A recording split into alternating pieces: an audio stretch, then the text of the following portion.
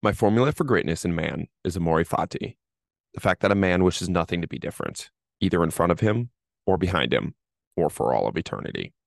This is the Yoakum Strength Podcast with me, your host, Austin Yoakum. And on this episode of the podcast, we have Brian McGinty. Brian is the owner of Power Plus, where you've probably seen him on Instagram turning athletes into explosive monsters through a lot of really cool techniques. And on today's podcast, he tells us how he does just that, using the Baranovich style of training, an emphasis on the foot, and getting the brain to fire quickly. This was an awesome podcast with an even better dude that just brought amazing energy and took time out of his day to have this conversation. And it was really cool to dive into the mind of a mad scientist like Brian. And I hope you guys get a lot out of it. Thank you guys for listening. Keep chopping wood. Before we hit the intro music, I wanted to introduce to you guys the Yoakum Strength Insider. The Yoakum Strength Insider is our online training platform that takes all of the ideas that we talk about on this podcast and implements them into a program that is available to you at the touch of your fingers. Our goal with the Yoakum Strength Insider is to create better movers, to level up your life, and to move forward from where you are. We do this in a holistic fashion. Not only will you receive a program that has helped hundreds of people become better movers, you'll also receive access to our app that allows you to track everything, has video links for all exercises, and allows you to be in constant communication with a Yoakum Strength coach. Along with this, you'll get our 30-page PDF nutrition and lifestyle guidelines. That includes everything from what to eat, how much of it to eat, why we're eating it, meditation habits, and other lifestyle habits that we implement with our clients to really level up their lives. If you're interested in trying out one of these programs, use podcast 25 in the discount section right before you pay for 25% off your first program. Boom. This is the Yoakum Strength Podcast. Take the leap down the rabbit hole with us as we interview elite level guests to unravel what high performance really is. All right, well, Coach, welcome to the podcast. I'm excited to have you here. How's it going, man? Glad to be here. Yeah. We've been chatting for like 20, 30 minutes already. We've been rocking and rolling. I'm excited for this one. Yes, sir. Yeah, you've been so there's a lot of people that have been pointing me your way. And then one of the athletes that trained with us, Jake Summers, for I think it was 2 years or a year and a half ago now, just the beast of a human, beast of a pitcher. Yeah. It's like you have to have this guy on the podcast. I'm working with him right now. Like his stuff is right up your lane. So I'm excited. So we look at your page and you see train fast to be fast. Like everything is speed, everything is central nervous system based, and like we talked about before. And when you look at the traditional like route of strength conditioning, it's like it's not that. It's not that at all. And I'm always interested in how like coaches like yourself get to a point in which you're thinking outside the box and there's the paradox too, because it's like it shouldn't be outside the box thinking, because it should just be like watching what's in front of you and then like how can we get to the end goal in the right way. But in the traditional way that strength conditioning is taught and sports performance is taught and even skill acquisition is taught, it's kind of in this box, and you've broken out of the box. So how did you get to the point in which you've broken out of the box and kind of developed the system that you're at today? Right. So I think by nature I'm kind of like that, but it wasn't I definitely didn't come up with it.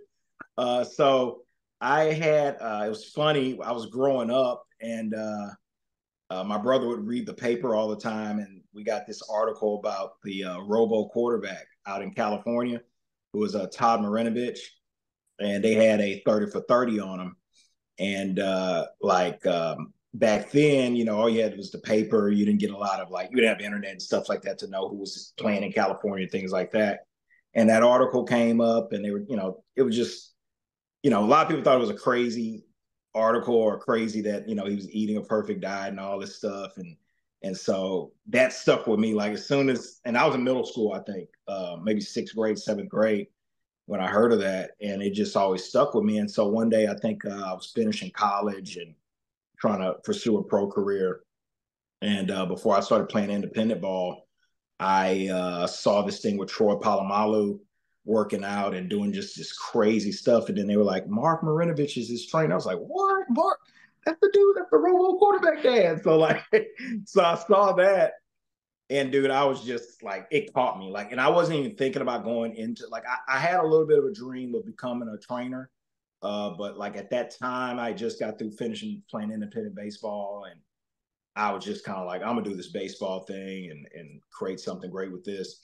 And you know, I go in and we're doing select baseball, and you know how that world can be. We're doing really good at first, and then parents, and then you know how that goes. And I'm more about I like teaching kids or teaching people. I don't want to have to deal with the logistics of the parents here, and then it has got too much. And so, I was working at a middle school actually, and I was coaching two sports at this school, a specific school. They make you coach seventh and eighth grade. So I'd literally be there 12 hours a day. And then I drive 45 to an hour away to go coach a select baseball team. So that just wore me out. So one day I'm sitting around, I'm like, I'm gonna start. People like, I was getting in shape at the time, and people were like, man, you gotta start training people. And so I was doing some hitting lessons and things like that. And I was like, I think I'm gonna do a throwing camp. So I was doing from the Driveline system. It's really a Ron Woolforth system. And I worked with him a little bit in the past. And so I had a throwing camp for the summer just to make a little extra money because I quit doing select baseball and I just wanted to focus on myself. And this quarterback comes in and that went to the school I was at, and we were training him. And this guy, his dad was like a kind of a power dad. You know what I mean? He knew everybody, could bring everybody in.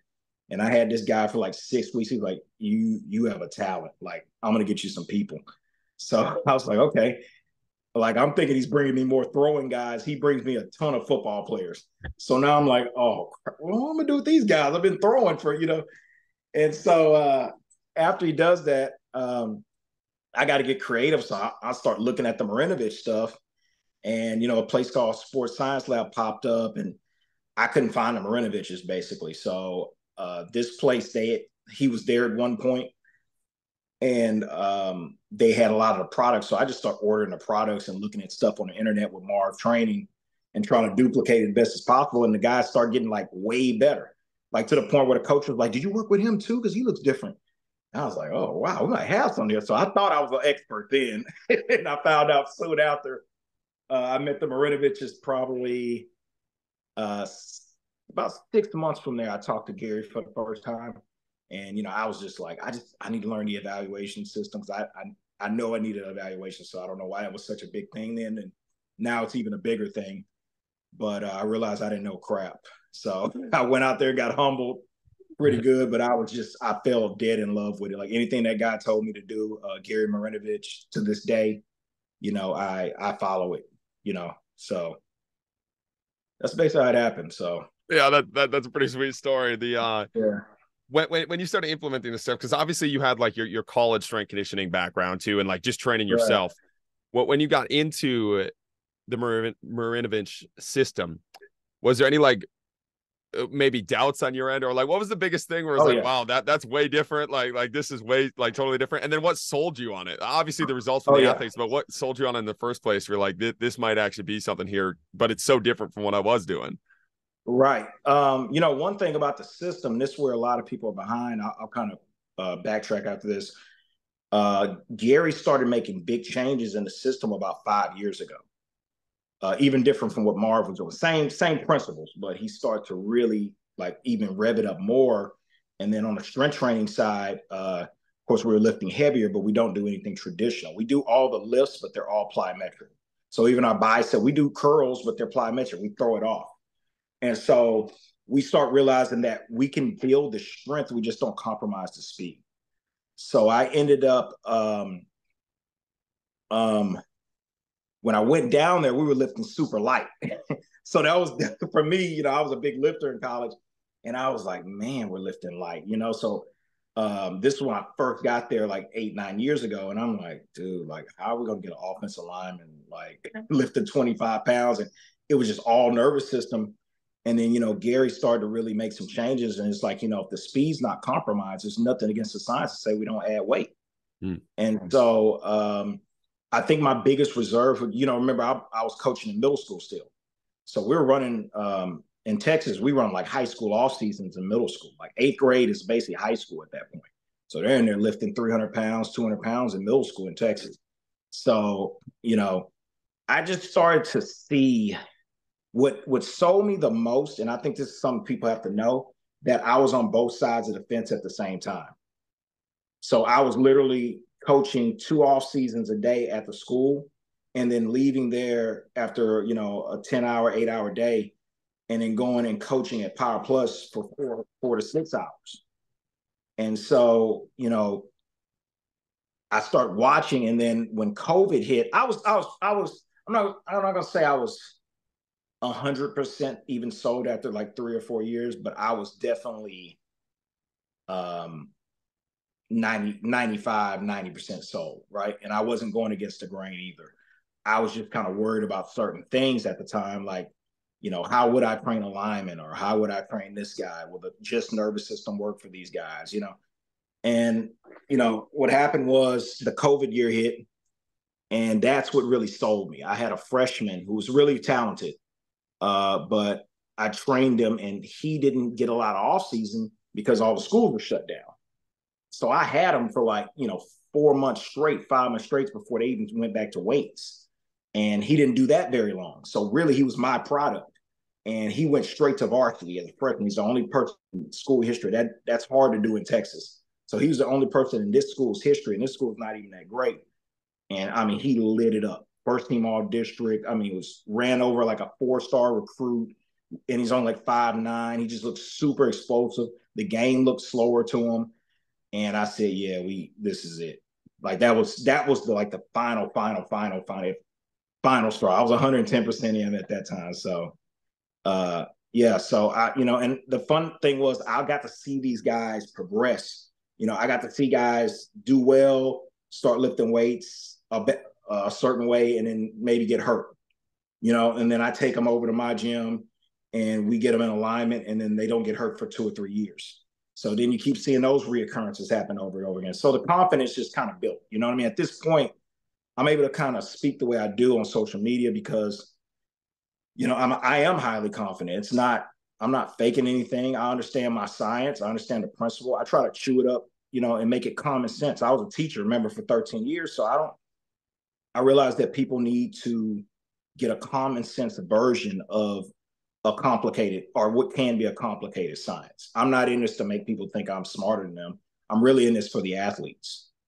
Yeah, that's freaking awesome. The confidence is built by competence. Like once you have something Right. to back it up. I've been talking to Jake Tura about that a lot recently. It's like, how do you have like young strength coaches always reach out? I'm young too as well, but like even younger than me, Right. like 20-year-olds will reach out to me and they'll be like, well, how do you Right. like have the confidence to post what you post on social media? It's like, well, once you get so many results, like it's like you have something to stand on now, like there's Right. to where you be able to like actually post because you're confident in what you're doing. Whereas before, when you don't have those results, it's like, well, maybe my training doesn't work, and it might not work at that Right. time, like, but once you understand that it doesn't work, it's kind of cool. That's also awesome that you have.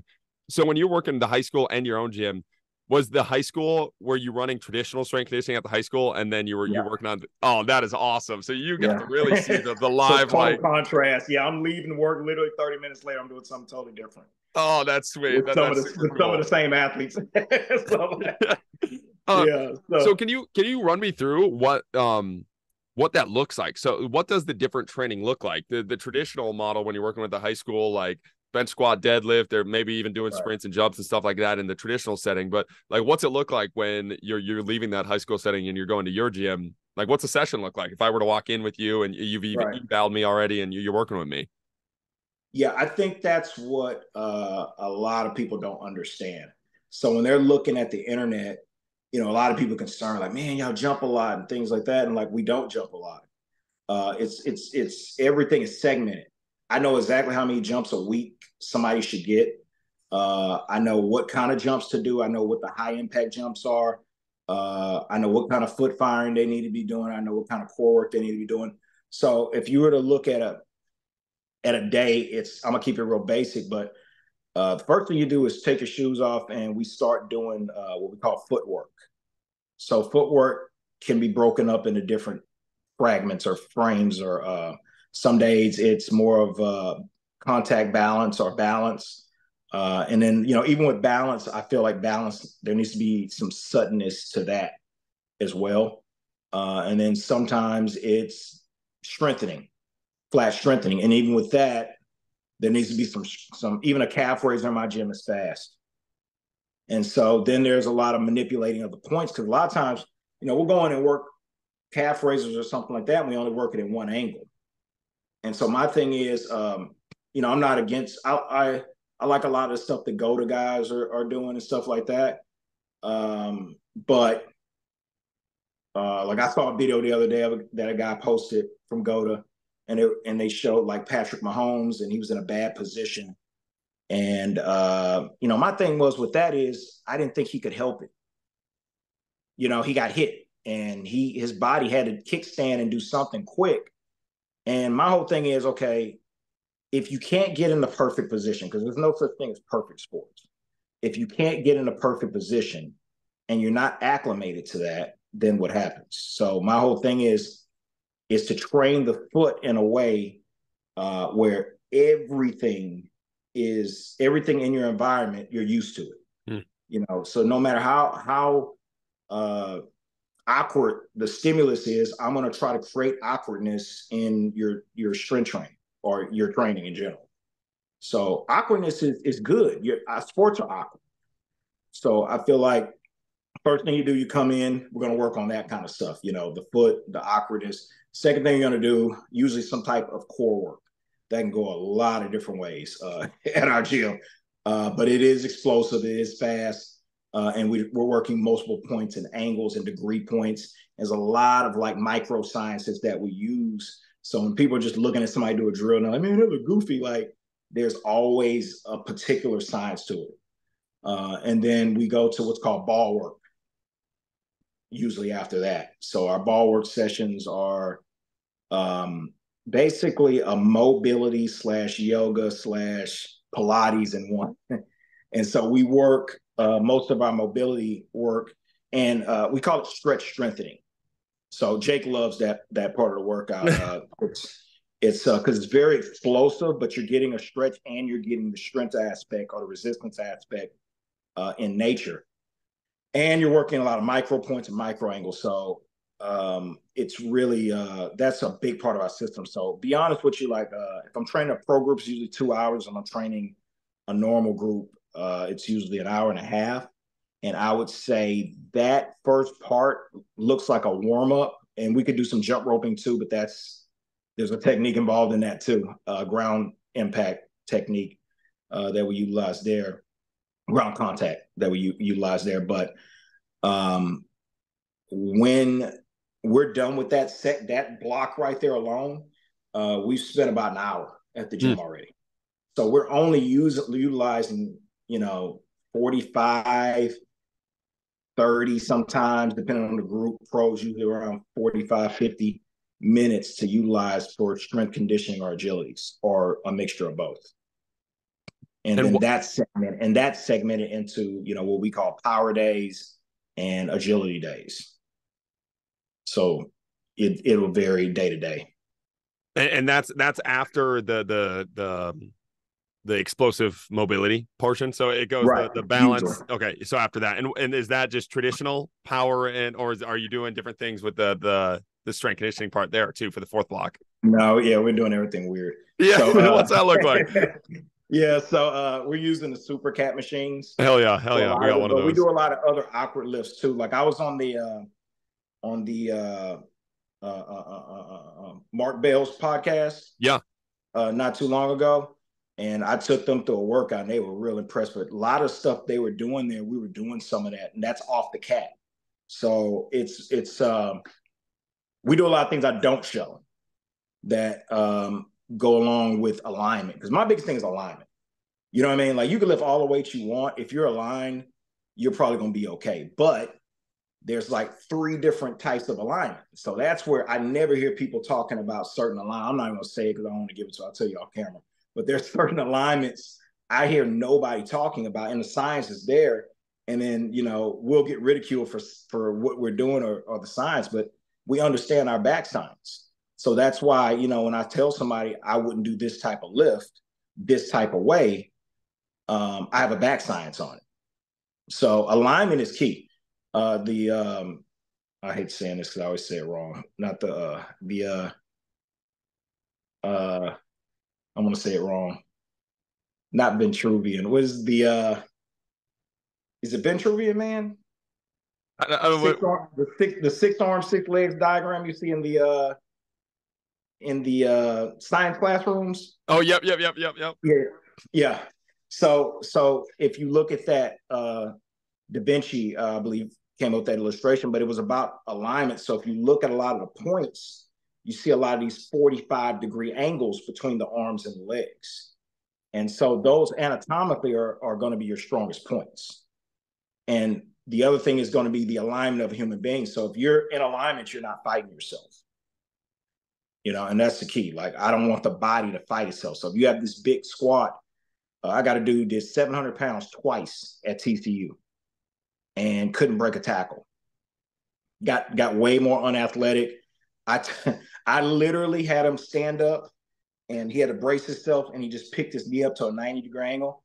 And I literally took, I think, 3 fingers like this and a thumb, or 2 fingers on a thumb, and I pushed him right down to the ground with ease. And so what I told him, you're out of alignment. You've thickened too much in the quad. You've hypertrophied too much there. And the psoas and the hip flexor psoas is not strong enough as a ligament to hold the strength of, or the muscle in your leg. So it makes him weaker, And then I get a girl do the same thing who has not even a quarter of that squat, and I can't budge her because her ligament can handle her muscle. So that's where I think things kind of go awry. Like, people really don't understand what's going on in the human body. And what are some of the ways that you're going about, like, because so we have a big American football population that listens to this podcast, where like that is going to be the situation a lot of times, like the huge quad dominant, hip flexors weak as shit. What are some of the ways that you're doing to strengthen that or work on that for some of these athletes, or even just expose them to some of these things? Right. Well, I think the first thing, I'd say this: the first thing, you got to know it's a problem. So I assess the athlete, so I have to know that before we get going on a protocol. But I will say this: where we start our workout, we're hitting everything. So when you're talking about that core work, we're working the psoas every single day, and we're working it fast. And so what happens here, the body is acclimated with moving slow up and down, right? So when it takes that athlete a split second to hit the ground and have to pull up or pull out, what happens is when you're thrown out of balance, you're off balance. That's another thing. So you'll see a lot of great running backs in college, like Trent Richardson. I don't want to just throw names out, but Trent Richardson was one of them, great running back. And he should have been a great pro, way too big, and he lost balance.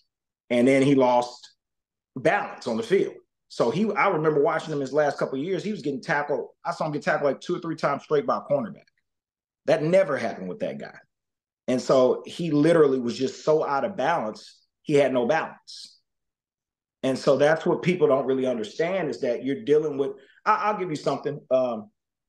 There's an eccentric alignment that a lot of people don't know about, right? And so when you're weightlifting, what happens? You're going down slow and control, and you're coming up fast, right? Or more explosive, right? Well, the problem is with that is the eccentric is 30 to 40 times, or not times, obviously times, 30 to 40 times, why am I saying 30 to 40% stronger than the concentric or the output. So what happens is over time is with the weightlifting, it throws that out of balance. So now the concentric is the same as the eccentric. Well, we're talking about natural human anatomy, and you have to stay at that 30 to 40 range on the eccentric. So if you look at like a bench press, right? You could be benching 250 pounds, right? And you can't bench 1 pound more than that. Like, that is the max. But if I put 275 on, you can control that with ease going down. You see what I mean? Because that's the eccentric contraction. So there's 2 ways in that way that you can be out of alignment. So it can be a speed misalignment, and then it could be a strength misalignment. So these are the factors. So then I have to go in and like, okay, is this a neurological situation or is this a strength situation? If it's neurological, it can be a little more easier to fix. When it's strength, then you gotta like, okay, is it an adductor here also? Is it, And that can get a little confusing. But I will say a good pool program can align you pretty quick because water is consistent. Water is consistent. And then our ball work program does a good job. But I would say a good pool work program, a good one, will align the body probably faster than anything because the resistance never changes. So it's going to be the same. And so you can move as fast as you want in there. You just don't run in water. That's what I say to football guys. Listen, don't ever run in water, but you can, break down the running mechanic into drills and work that extremely fast for short spurts, and you'll get a great result. So when an athlete comes into you, you running them through a bunch of evals to try and find this out, or are you putting them through your training and then picking up on things as you're going through training? What's that going to look like to figure out like which part that you're going to work on? The training has a base. Yep. Once I do an eval, because the training was set up to align the body. So that's the beautiful thing about the Marinoviches. And I'm not taking credit. I'm just the messenger. I came from the tree. I'm not going to say I'm the best out there, but I'm one of the definitely one of the top Marinovich guys out there. And so Gary will always be the best to me. And the thing is, I was taught very early on, if these guys aren't evaluated from him, it's almost impossible to create, perfection. And so I go in, I may give him a day to try it out, of course, but we go straight into an evaluation. I just did one this evening with a tennis athlete, amateur tennis athlete. So we go in first and we have to know what's wrong. We have to know what's wrong. And then from there, we have a numbering system. And so based on that numbering system, I know like, okay, he's out of alignment going vertically, or he's out of alignment going rotational in a rotational manner, or is he out of alignment, dorsiflexion, plantar flexion, dorsiflexion, plantar flexion, pronation. Jake had some of the elbow stuff. And so I've implemented a lot of supination and pronation drills into his workout. And those things are very important because sports are very awkward by nature. Like we're supposed to be out planting gardens and hunting. And when you go to throw a baseball 100 miles per hour, that's awkward. It's not a lot of human beings in the world that can throw a ball 90 miles per hour. And that's, in the actual game now, it's starting to become a standard. And so whenever you have a ligament and muscles firing like that, you better know what you're doing with that athlete. Yeah, that's awesome. And so you were talking about like adding things in for Jake and specific like components of it, but you also have the base. So is it like where does it depend with the athlete that when they have the issues that you're throwing in like specific like changes? Is it like a base program, like not a base program, but you have your program for this sport or this athlete that should align them naturally, and then you're adding on things that you see on top of it, or how do you play with that back and forth? Right. So we go on a numbering system. So let's just say the athlete is what's called a 1, right? If the athlete is a 1, then he's totally deficient. If he's a 1.5, he's deficient. He's totally deficient, but he's got a little bit going there. Like a 1, a lot of times they have no strength at all. It's crazy. And I've seen that with multiple NFL guys coming in. You'd be surprised at stuff I see. A lot of times I see worse NFL evaluations than I see middle school on the same exact test. And so a 1 is totally deficient. A 2 is satisfactory. It's good. A 2.5 is, you're starting to get into that elite category. It's got some pop there. A 3 is elite. Like you like, oh, okay, wow, nice. A 4 is totally off the charts. Like I can't even keep my hands on these guys with a 4. So let's just say we were doing an adduction drill, and the athlete was going to kick his leg out, and I was holding him down, he would throw my hand off of him. That's how powerful the 4 is. Yeah, it's shocking. Like when you see it, it's like, dang, So based on that, let's just say I look for 2 main factors here. I don't look for like so much, oh, you don't have enough 4s or you don't have enough 3s. I look for the first thing, how many 1s do we have? Because 1s have to be, we got to get those straight right away. Depending on where the 1 is at, like if it's a 1 in dorsiflexion, that person can't jump. You see what I mean? So he's out of the question. There's no jumping going on there. He's too deficient, and it's too much of a risk. If he's a 2, he's fine. So you have to look at that. Then the other thing you're going to look at is going to be the point differential, right? So if my left side dorsey is a 3 and my right side dorsey is a 2, well, we got an issue. That's a full point imbalance from left to right. So now and if it's any higher than that, I mean, like, we got to seriously look at, like, can this person do anything? We might have to just put him on a straight strength program, plyometric strength program, and until he aligns up, because it can be really, or put him in the water, because it can get really risky at that point. Like, and that's usually what you see with guys get hurt over and over again. It's usually they have these big differentials from left to right or forward and back. And so, like I said, the beautiful thing about our system is, yeah, the system kind of aligns you, but there are people that come in where you have to do extra things. Yep. So, and I would, of course, start with kind of setting up a protocol with them at home, so that they can do extra work on that side. And you got to really stay tight to it, because then a lot of times with rehab, a lot of people don't know this. I've evaluated a lot of rehab guys, and they're like, hey, just getting off an injury. And then you evaluate the rehab side, and it's stronger than the other side. So now they're back out of a balance again on the other side. So it's like, and the parent or whatever, or the person is thinking, oh, this one should be the weak one. And then a lot of times, because they've been working on it and it doesn't take that long, the body gets acclimated, and now all of a sudden the other side's off alignment. So it's tricky, man. Like, you can't neglect one side for the other. And I'd rather not do it at all than to neglect one side. Mm. And one of the things I know you say, you talk about the eyes are the windows to the brain. Are you in the evals? Are you working with I'm interested in how you train the eyes and how you work with some of that stuff, because some of that stuff looks awesome. A lot of the mirror drills you're doing there, like, it looks sweet. Are you doing an eval before you get to that, like, with the eyes, or you're picking up on that in some of the mirror drills and, like, how they're moving? Like, what's your process with the eyes are the windows to the brain? Yeah. I'm gonna be honest with you. Like, I've been kind of, I throw things like that every now and then, but I got a really good opportunity working with the tennis guy I'm with, Brandon Nagashima, and we went up to New Jersey, and we were actually working at the same place that Djokovic was working out at. And the doctor there is he's unbelievable. His name's Dr. Schrum. And he was showing some things with visualization. And they had these lights and these things, and they were talking about, like, Tom Brady had gotten this system, and Tom Brady had worked so diligently on this light system. I actually have an NFL guy. There's a place in Houston too. I wanted to go reach out to him after I saw this stuff.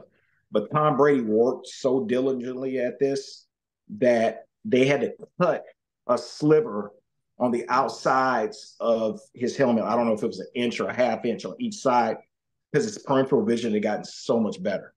So for him to see he could basically see the sideline looking straight. And so he had trained his brain so well. So when I saw that, I was like, oh, yeah. So now I just start throwing it in, everywhere. I throw them down, I throw them up. I just want their eyes to start recognizing, and then I don't want their body to slow. See, that's what happens in sports. So you get this real athletic kid, right? He goes out, and you're like, oh, man, he's a great athlete. And I never looked at it like that. I always looked at, like, no, I don't like him. He's like, his brain is slow.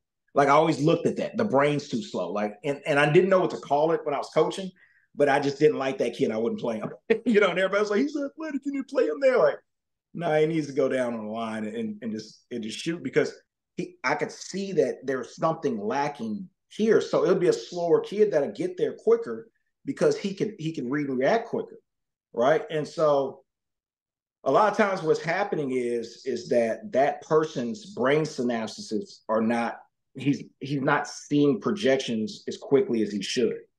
And this is a big problem in sports, and a lot of people don't know anything about it. And so these guys, when they see things, they hesitate and they slow. And so you'll see it even when I'm doing drills. If I start flashing numbers, I never tell them when I'm flashing. I just start flashing. And so all of a sudden the feet slow down. I was like, speed them back up. I'm like, speed them back up. Because I need them, when they're seeing that stuff, to get their body back acclimated. Like, I can look, I can read, I can react, and I can still be as explosive as I need to be. And so it has to be taught. What was that last part? It has to be taught. Yeah. And that was the thing I was going to get to too. So we do a lot of perception action, a lot of emergent type stuff where we're implementing the athletes and putting the athletes in a lot of situations. And it's crazy. Like back in the day, like they don't even have recess anymore. Like these kids, so like of course they're bad at perceiving and acting on information. They're never put in an environment, and especially in the Midwest where it's like half the year it's snow on the ground. Like you're not even at least Right. like, they're not even outdoors all the time. So now they're not even in environments where they're perceiving or acting information at all, other than like maybe super specific sports Yeah. situations and the Right. Right. practices. And I know like the practices like it's so bad. Some of the practices are terrible. So it's like they never get the opportunity to work on any of these skills at a high speed with in different situations too. Where it's like a kid that, and it's like the kids. So it's like the kids that are naturally good at it, they just get it and they've been doing it. But it's like you never Right. work on the kids that That's what could be happened. good at it at all because they Right. never get to work on it. And you're like, oh, that kid's just not a good athlete. It's like, well, you can train Right. that. You can, and it's crazy how fast once you start working with these athletes and putting them in these environments, like how quickly you can train the brain to perceive and act on that information. See, that's the problem though. There's not a lot of differentiation in training. People are taking the same drills and making them their own or trying to make them look different. But I don't do that. I take a drill based on the science and what are the principle of the science. And I try to create an environment for weakness. So if there's something there, anything could be taught, anything could be a move, right? The key is the reaction time, first of all, on a neurological side, and then on the elastic side. And so if they're not elastic enough, it's going to be slow. And if their brain doesn't work, it's going to be slow. And so, yeah, I think it really comes down on the neurological side, though. Low organized games has been kind of thrown out the window. And so, Gary told me that when I first started. He said the biggest problem with sports today is that people don't go outside and play tag anymore. And it's really eerie. Like riding down the street.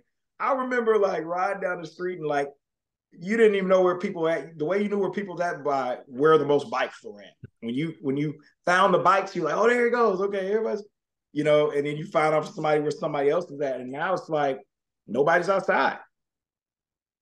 And I'm telling you, I think that's a big reason why injuries are rising and athletes are getting, I guess, better, or systems are a little bit better now. But injuries aren't going anywhere. So yeah, it's almost like we're squeezing the lemon out of the juice, or like squeezing the juice out of lemon and just like whatever you get out of there. So you get, like you said, like you're going to have these higher outputs because you're squeezing it as hard as possible. But again, you have injuries. Right. And then is it like, just because an athlete can run faster, is that a better athlete? Like right. Especially when I was oh, go ahead. No, you got it. No. Oh, I was saying, especially when I was at the college sector. So I coached a American football team here in the college sector. And like our fastest guy on the team, like the coach would routinely, I tell the story all the time on the podcast, but the coaches would routinely tell me that he's slow, like, and he needs to get faster on the field. And we'd look at all his 40 numbers and 10-yard dash numbers and everything. And he was the fastest, like not even like he was the fastest in everything that we did.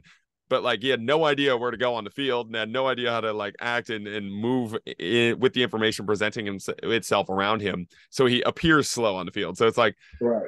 Man, I feel like we're squeezing the outputs out of these athletes without actually working on the athlete themselves and making a better athlete. You know what I think? I think people, I got criticized for this once, but I think people are more in love with their systems than they are the athletes. See, for me to like give up something I was passionate about, I was the strongest lifter in college. I was, I had a passion for lifting. I was a big Ronnie Coleman, Arnold Schwarzenegger fan. And I still love lifting today. I need to get my big butt in there right now. But for me to give that side of it completely up, and not to say we don't lift, we are lifting, we are getting strong. We're just doing it differently. But for me to give that side of it up, you have to understand, I saw something that I felt was a detriment to athletes over this time frame. And I can't go back on that because I've seen the benefits and I've seen people go from always hurt to never hurt. I think that we're having an issue now with, now we have a lot of science. We have a lot of analytics. We have things like that. When those things are good. I was telling my team we're going to have to eventually get real, and I like it because it takes away the guesswork. If you know what you're doing, it takes away a ton of guesswork. And I think everybody has a little bit of guesswork. You know what I mean? But it takes away a lot. Now, I think personally, great coaches have instincts, just like great players have instincts, and I think sometimes like it's not a science that's going to get you to get this guy here. It's sometimes it's a feeling, you know what I mean? But there has to be a base around that, a base principle. How many systems today that have base principles? One principle, one base principle, and we mold everything around that, right? And so when you're looking at what I do, I don't even follow the stuff that Yuri Volkanovsky does, who's the creator of Plyometrics. Like the Marinoviches created their own system based on his principle. His principle was great. But for today, to me, those things are outdated plyometric methods. And I may get slandered for that, but they are. They are outdated plyometric methods. And so his drills, see what I'm saying here? His principle is pristine. It's great. It's perfect. It's unbelievable he figured that out. But his drills, to me, at this point in 2023, they're behind the times, and they're in my personal opinion, they're bad.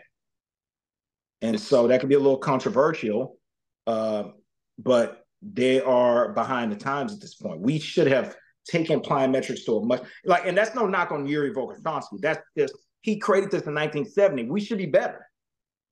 We had done it. It's our fault. We haven't produced a better plyometric system, not him. 1970, that's unbelievable. 1980 is unbelievable, but it's 2023.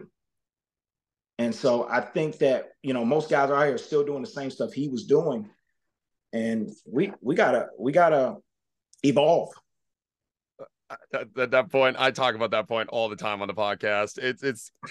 It's like these mad scientists back in the day went against the grain to pursue a principle they truly believed in, and did all of this hard work for you to only just blindly accept what they're saying. And like if they were to look at you, they'd be like, what are you doing, you idiot, bro? Like I said that 50 years ago. If you gave me 50 more years to work on my system, there's no way it would work like that. It's like, right. There's no way these mad scientists would continue to just be where they're at currently. And that's where I see it, just a lot of, like you said, like just blind, whatever system it is, just blindly accepting the system as it is.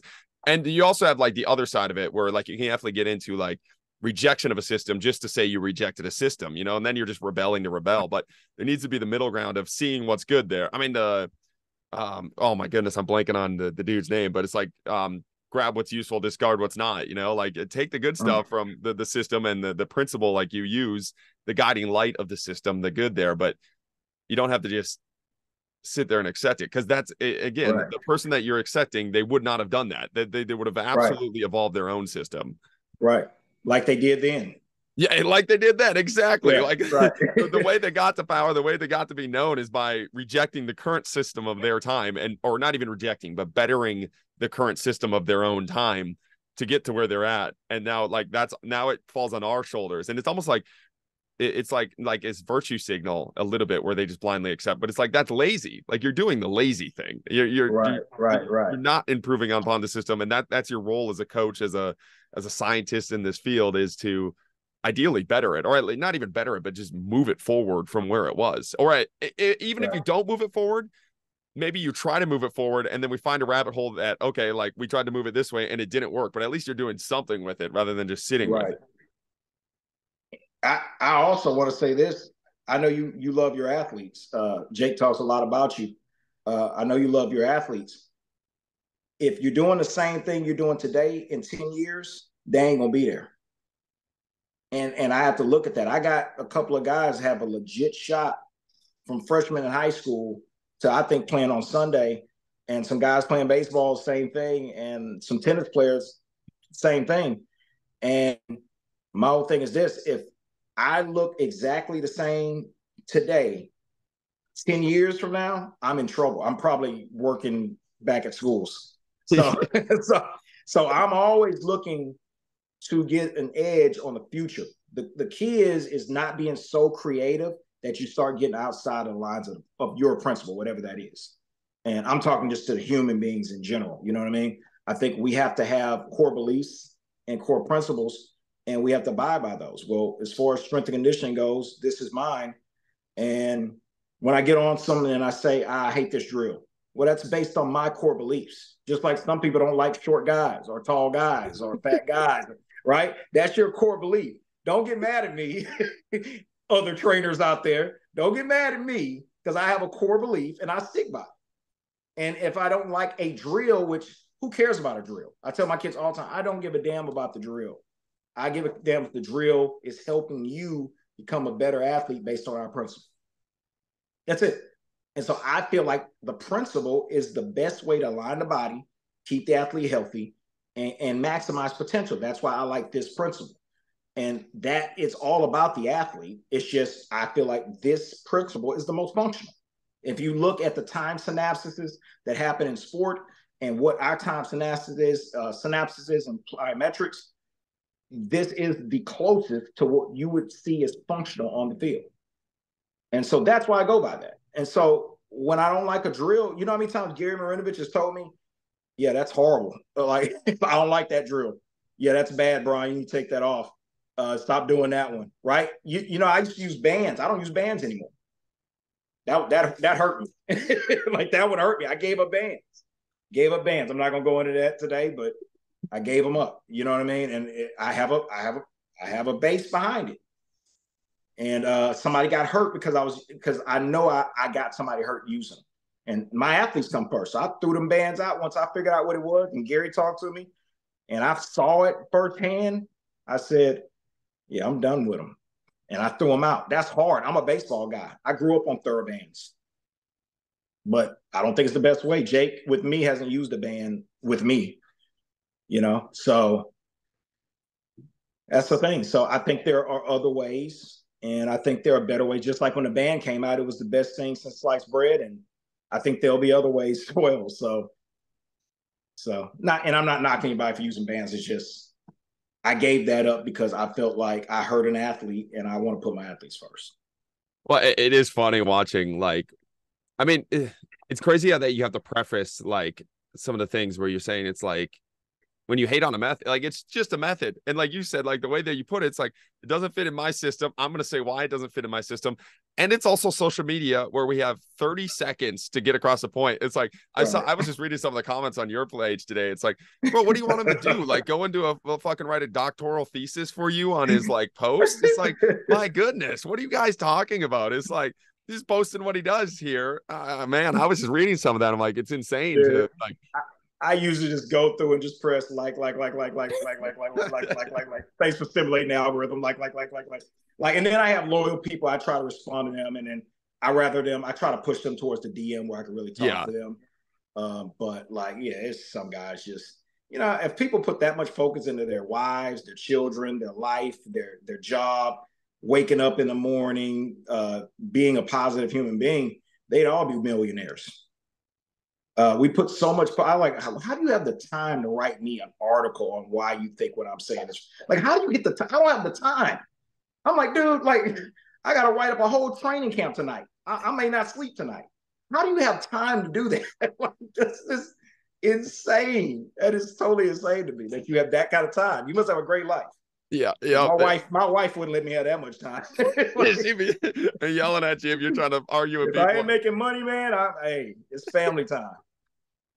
So. I was reading through some of that. That was crazy. Okay, maybe back to some training here. One of the things that you talk about a lot is training on the toes. Can you kind of give me some of that? I know you touched on the balance work, but I see a lot of stuff for training on the toes. Joel Smith talked about the foot a ton in like his courses, and I know a lot of people are super interested. So again, I think in American football world, it's so interesting just because it's like none of those small stuff is talked about in the American football world because it's all, again, big three. You know the American football world. You worked with those guys. It's just like anything in those regards is kind of like totally new. It's like Wonder Bread for them. It's something totally new. So can you kind of talk about the training of the foot and how you're working on that? Yeah, I just think, I mean, I'm gonna be honest with anybody, just take your shoes off. Like, you got to start taking shoes off because the shoe is hindering you. It's like riding on training wheels all day and then expecting to go out and win a BMX race. You know, that's basically what we're doing. And so, like,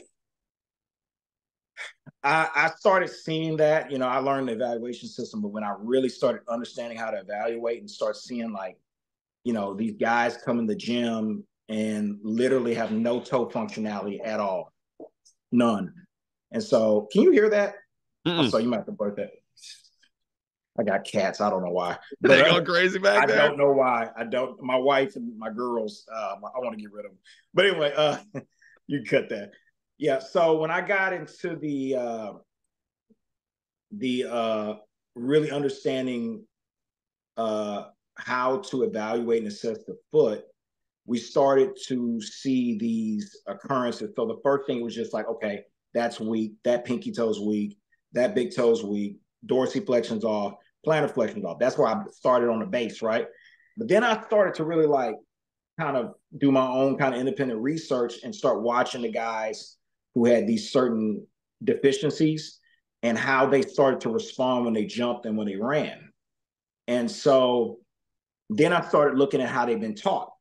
So, in the track world or in the runner's world, you hear a lot of the dorsiflexion thing where you're pulling the foot backwards before striking to create more stiffness, right? I want you to look at it like this. I need to be relaxed in sport, right? I don't think the issue is the dorsiflexion. I think people teach the dorsiflexion side of things because they don't understand what's really going on. And that just got created to basically put a Band-Aid on the wound, right? The wound is this. You don't know how to time the ground because you can't feel it. If you could time the ground correctly and you could feel the ground correctly, then you would know the point of impact as you're relaxed. And you would tighten before the heel strikes, read and react, and reverse in the other direction. So it's called the eccentric yield, and then the concentric isometric, which is the stopping point. That's the key. And then the reversal, right? And so not only did I start looking at that in the ankles, then I started looking at it in the toes. And so I realized that people's toes, people that couldn't grab with the toes, the ankle was looser on contact. See, if all my toes are engaged, all the ligaments that stream from the toes up to the ankle joint are going to tighten on impact. As soon as I do this, this tightens. But what if this is loose and I'm hitting on the ball? What happens here? This is looser. So if we could train the foot like a hand, just like an offensive lineman sticks his fingers in the ground, right? He stiffens the fingers first, and that stiffens the wrist. That's how we should look at the foot. You have 14 joints in the toes. I've said this over and over again. 14 joints. What are joints for? Power. To build elastic energy. They're jointed. That's the area, like a trampoline, where we create power. You have 14 in the toes. Could you imagine if you put 50 pounds of force in each foot this offseason instead of 50 on your bench? How much better a runner are you? How much better of a cutter are you? How much easier is it for you to land on a basketball court on somebody's ankle, roll it, and just walk off like I see all the time in my gym because we train it every day, And so, I had a story. The New York Giants special teams coach was in my gym. I was training his son, and we had a pro athlete jumping with 175 pounds on the super cat. So we're squat jumping off the ground. I don't know how he did this, but he lands straight sideways. Just a horrible, just bilateral ankle to it. I mean, just looked bad. I totally got off the machine and walked off. I thought he was done. He walks around 5 minutes, gets back on the machine, does another set. The coach afterwards says, I've watched every strength coach in this country, and I've never seen some of the things I've seen in this gym this week. Like I've seen multiple people just roll an ankle and walk off like nothing happened. And I know for sure that is a testimony of what we're doing every day with structuring the foot. So I would tell athletes out there, a very simple thing you do is just start squeezing things with your toes like you use your hands. Start acting, go out in the grass, grab blades of grass. I'm into kind of some holistic stuff too. I don't want to go that route right now. It's not the scope of this interview. But, getting in the grass has some benefits for your body. I saw a well-known tennis player doing that. That's cool with Kobe Bryant, or what's cool with Kobe Bryant. I think they were all in the same stuff. So there is some benefit there. We need to, start tapping into other things. And as athletes, for the advantages, people are starting to progress, and they realize our bodies are a lot different than we think. We are, full of energy, and the foot has to touch the ground for the nerves to be able to fire and rewire and the circuitries to go from foot to brain. You have the most neurological receptors in the body other than the brain and the foot. But look how far away they are. They're super far away. So now you have this athlete that's always got shoes on, and they're never touching actual skin. Can you imagine if you never hardly ever touched your hands for things? We do things with our hands we don't even realize.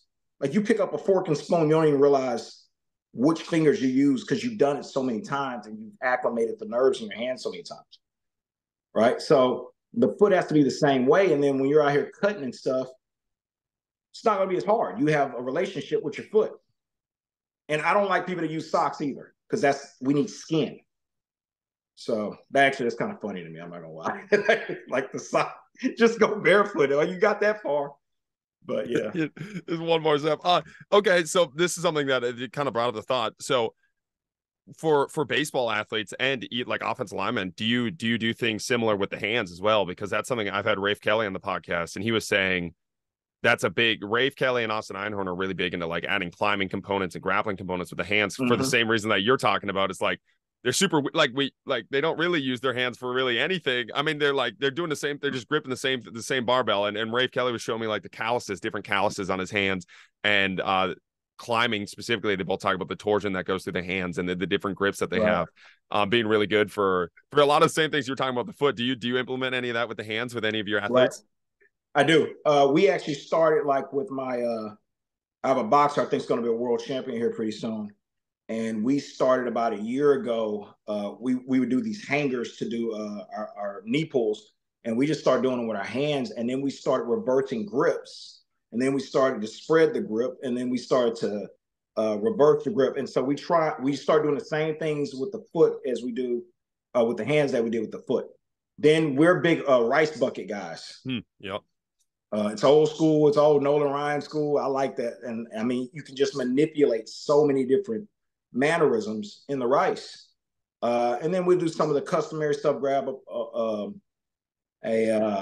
45-pound weight, squeeze, but we're still doing it fast. We're trying to actually still, because we want pulse. Like somebody drops the ball because of timing. Like we never look at that. Like he felt it and he couldn't grip fast enough. Maybe there's an imbalance in the pinky. Like I tested a girl's hand strength today. She's a tennis player and had a wrist injury before she got to him. So like all of that has to be a part of it. I don't leave anything. I'm not the foot guy. I like to say that in here. I am not the foot guy. We train everything. Like when I build a house, I start at the base. I start at the foundation. That's it. And that's why I talk a lot about the foot. But I am not the foot guy. We train everything. Everything. Even deeper than the foot, you continually talk about like the relaxation and the timing aspect to it, which I feel like.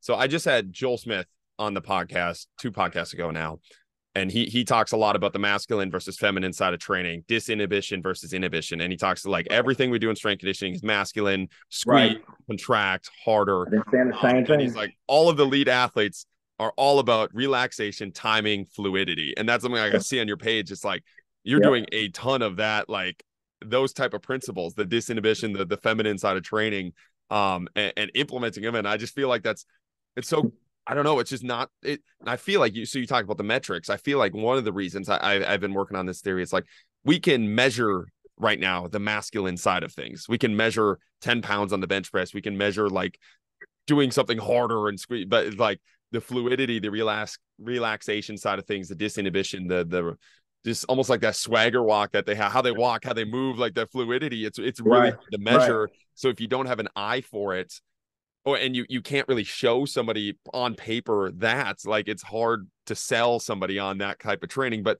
every athlete, once you start implementing some of these things with them, every athlete that I've started to implement, even if it's just a tiny part of our training, like, oh my God, I feel better. Like that felt amazing. Right. Like that was great. Like that. And it's kind of crazy, like how backwards we are in our field, that we just completely ignore an entire side to the training that should almost Yeah. be emphasized more, You're right on it. You are right on it.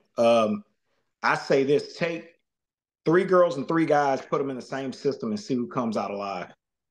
Those girls in a full-fledged system, they're going to kick those guys' ass to start off with. Because that's what, like, women are. Think about it. Like, everything they do is based on fluidity, and even their walk is more daintier and more delicate. And then you start looking at the best athletes. I never realized how, like, high on the toes Michael Jordan was until I started doing this training. And he's like almost like a ballerina. And so you have to start looking at that feminine side is huge. Like, even down, I remember we were training with Gary one year early on, and he was picking out people's pinky fingers. Like, if your pinky finger was curling during a drill, he like, hey, your fingers. Like, we were like, dang. So I do that now, but then that was just amazing. Like, how is he seeing that? Like, so any tension, Troy Polamalu does this training. He did this training with my mentor and Marv. And, he has the Funga guy right now. Tayano, I don't want to say his name wrong. Tayano Hufanga with the San Francisco 49ers. I may be saying his first name wrong. He's a great guy. He came out of gym. But Hufanga plays with the San Francisco 49ers. He's all pro last year. He's a hell of a player. He's one of the best safeties in the league, and not the best. And great guy. We sat down. We just talked about, like, different things we were doing in the system, what he was doing with Troy, what we were doing with Gary. And I liked stuff they were doing. And he was talking to me that Troy, I don't want to give up too much what they're doing, but he basically, like, he can't grunt. He can't make sounds. Yeah, like everything. Because Troy was like, he's very relaxed. Troy was this monster, but he wouldn't say anything. He wasn't screaming. He just knock your block off and go back. And that's basically how he's trained him. And that's not just because he wants him to be calm. It's because when the brain is under tension, it plays tricks with the eyes. And so now the field starts looking faster because the brain is articulating everything going on in your environment. It's not your eyes. Your eyes, of course, are just attached to an optical tunnel that attached to the brain. And so, well, it is part of the brain. And so, you get a migraine, what happens? You lose vision. And so it's very important that, like, that relaxed mannerism is implemented even the strength work, in all elements of the training. And we are constantly, hey, relax. Other people in the gym are doing it now. You know what I mean? Like, we've done it so much. You get more of the other athletes saying, hey, man, relax. Like, your toes are scrunched all up. Hey, relax your feet. Relax. Like, I don't have to say it anymore. We've preached it so much. And so it's like what do you call it, a fraternity now. Like, everybody knows that's the standard when you come in. And so, that's a great point. Like, we don't like that. I don't want to go crazy here, but these off-season programs, and I'm not saying every program because I don't know what everybody does exactly, but the ones I've been involved in, they are caveman. It's a herd mentality. You're going to get a bunch of people in at once. It's the best way to get a bunch of people in there and to get them doing something so, they're not doing nothing. And, anytime you see a freaking quarterback in there lifting with the lineman, it's something wrong with that situation. We got to do better than that. Why is a quarterback in there wasting time lifting and bench pressing with a lineman when he could be out there adding 5 miles on his throw for the next season so he can get the ball to his deep threat? Like, why? Like, that's crazy to me. That's absolutely crazy to me. I wouldn't have him in the weight room at all. He'd be somewhere throwing med balls and throwing it up the field. Like, that's a crazy system to me. the Q. I mean, the QB. The baseball world's a little bit better in this, but the QB throwing programs that I've seen, like it's almost especially in the Midwest here, it's almost non-existent. It's great. Like I was working. I had this. I was following a little bit of Bobby Stroop stuff, saw his presentation, and this is how bad it was. This is how indoctrinated I was. This was 4 or 5 years ago, and he was talking about like doing rotational stuff and doing throwing stuff with Patrick Mahomes, even if it's not a football, but like weighted footballs, measuring some of the stuff in the offseason. And I'm like, oh my God, like, how did I not fucking think of that? Like his whole job is to throw a football and we don't do it at all. We don't work on any aspect of that at all in what we're doing currently. And it was such like a mind melting thing. But then you like take a step back at it and you're like an alien looking at the world. Like, why is that a mind melting like thought process in our feet? Like that should be such a common sense thing, and it's just not talked about at all. And that is the problem. We have a lot of intelligent people, but we don't have a lot of smart people out here. Intelligence does not make you smart, right? Smart means you make good decisions when they need to be made. And if I have a 5-star quarterback that can throw the hell out of the ball, the first thing, I don't want him to get hurt. So he needs to get acclimated with his throwing mechanics in all angles, in all areas, to make sure that doesn't happen. And then the second thing is to continue to build on his best weapon. That's your off season. Why is this dude in here squatting 2 days a week, benching 2 days a week, and then going out and doing agilities 1 day a week? Like, come on, man. Like it's just crazy. And like, I don't even care anymore. I used to try to, I just don't care anymore. Like, cause you know why I don't care? Because people are going to get hurt because of it. You know, in multiple ways. Careers going to be ruined. You know, people are literally going to get hurt. You know, people are going to lose confidence because they think it's their fault. And a lot of this is the system's fault. There are some lazy people out there and it is their fault. But a lot of this is the systems too. And I'm not telling, this isn't for every strength coach in the world or every strength program or every, you know, I know there's some good strength coaches out there, but, you know, I think that the common sense gene is about a 5% gene right now in our world. So that's just that's my assessment. And it's about 2% in our field, 5% maybe in the world, 2% in our field. It's dropping. It's dropping. Okay, I'll wrap this up here before we go. With the disinhibition stuff, I want to bring it back to there for a little bit. Athletes listening, maybe coaches that want to get more into the disinhibition, relaxation, fluidity type training. Is there something that you can tell them like, hey, go try this or experiment with some of these things, or even just read resources? Because I know when we had Joel Smith on, we brought this up and we talked about it, and then I got like 40 DMs asking, okay, like how do we implement, how do we start some of this stuff? So what's your thought process there? How can a coach or an athlete listening start the red pill process of like, okay, like try some of these things out and be like, see the effect. Maybe we go a little bit deeper into this. Right. I honestly think we have to take a look. I'm gonna go back to the foundation with the foot. If you can learn how to strengthen and relax the toes, because when we practice a lot of balance, it's toe related. It's not ankle related. So we're actually allowing the toes to work together as a family. Once things start kind of acclimating and working together, then it kind of runs all the way up the chain. So, you know, I like to do like towel pulls, you know, things where everything is kind of being acclimated together. If you're going to use slant boards, which we use those, like it ought to be toe generated. So getting that fluidity in your step. When you're jumping, you ought to be pointing like a ballerina. Like you shouldn't jump rope and pull back into this masculine position, the dorsiflexion. Like you ought to be pointing all the way through. When you push off the ground, when you run, what happens to the foot? It flicks all the way through the range of the ankle. So your jumping programs ought to be the same way. You ought to be pointing down, not hooking your feet backwards and creating tension. If you're laying down doing something, make sure the fingers are relaxed, the face is relaxed, the toes are relaxed. You're going to see most of the tension throughout the points of extension. Fingers, toes, head, eyes, points of extension. You're going to see, that's where you're going to see a lot of the tension. So pay attention to those things. It's hard when you're in a weight room because a weight room is all about, you know, the grip. And so you have to grip tight, and that's what creates a lot of the tension. I'll be honest with you. It's a hard thing. Like what you're doing, you're basically the doctor And these guys are, going out and playing in 0 degrees weather without a coat, and they have to come into a doctor to make sure they stay healthy and get the right supplementation, things of that sort, because there's not a lot of that in their systems. Everything is, especially in football. And I think we have to do a better job of coaches educated. I really, honestly, I don't want to go around the question. I just,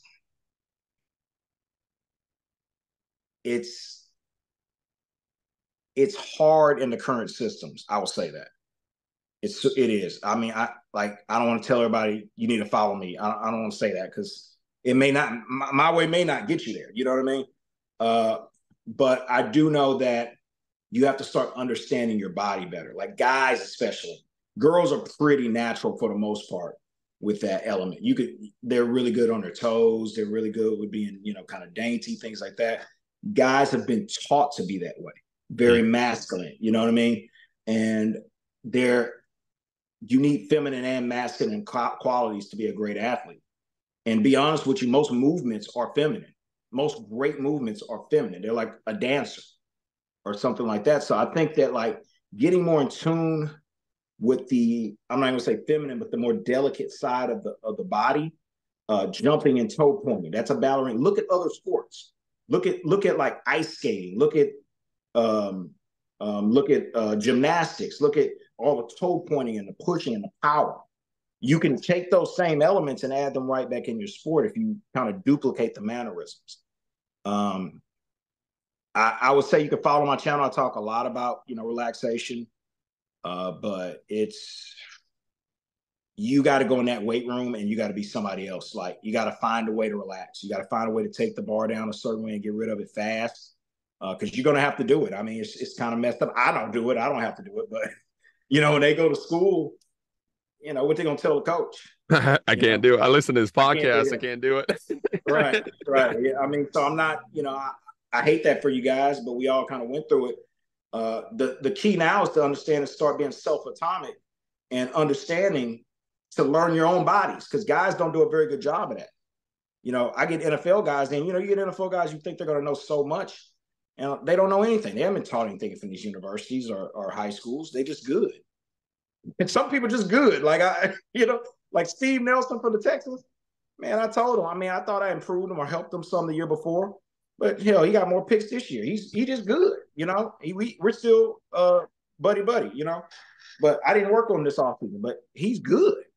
Dude, just good. I'm not, he don't need me to be a great player. Now, I think I've helped him immensely, but I just don't, he's good enough to get through it. But the problem is, what about everything in between? This group of people that's like right in the middle. They probably could make it, but a wrong way here, and they're not going to make it. It's a lot of guys like that. You know what I mean? And you stop looking at the 1% guys, and when you do look at them, look at like what's going on. Why is LeBron still fast and he's not? Why does he look faster, more explosive than everybody, on the court, and he's, he's 40, almost 40. It's because he's learned to slow the game down in his own brain. He's more relaxed now. So now he doesn't have to try as hard. He can eat up ground without taking 20 steps. He can take 5 now. Those are the elements, Even bringing that to like the data you talked about, it's like a lot of the best players will have the least amount of yardage tracked in practice and in games, because they know exactly where they need to be at the right time. Like if you're running a lot on the field or the court or whatever you're doing, it's because you don't know where the fuck you're supposed to be, and you're getting beat all the time, bro. like the outfielder that's always diving. Yeah. Like that guy. Like, is he real good, or is he always misplaying the ball? Like he's always diving. Like the best outfielders, you don't really see him do it. Like Ken Griffey Jr., like he dive on the wall every now and then, but everything looked easy. He's like always there. Andrew Jones, always there. Like it just never looked hard. That's a good point. I didn't even think about that in the outfield sense, but that's so true. It's so true. Yeah, we used to laugh about that. We had real athletic guys in the outfield, and they always diving. And my boy played outfield. He's like, man, you know why I never dive? Because I know where the ball's going. I'm playing the ball correctly. He misplaying everything. He diving because he should have caught that ball right here. Like we used to laugh at all the time. That's awesome, Coach. We just ripped an hour 30. I just want to say thank you for coming on, taking time out of your day. I know everything's kind of crazy right now. Thank you, man. Hope I didn't talk your ear off too much. I was trying to listen. That was perfect. Thank you guys for listening. Keep chopping wood. Have a good one, man. Thank you for listening. Join us next week as we dive down another rabbit hole. If you enjoyed the show, don't forget to like, subscribe, and leave a 5-star rating. Follow us on Instagram at Austin Yoakum to stay updated on future podcast guests. Keep chopping wood.